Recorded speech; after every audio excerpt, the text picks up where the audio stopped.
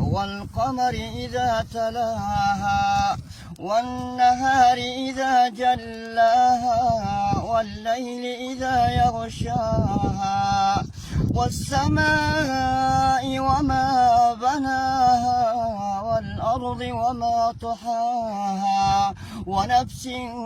وما سواها فألحمها فجورها وتقواها قد أفلح من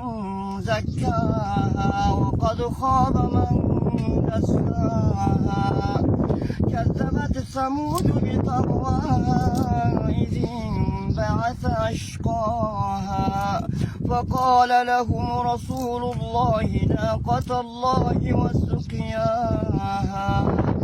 فكذبوه فعقروها فدمدم عليهم ربهم بذنبهم فسواها ولا يخاف عقباها صدق الله العظيم.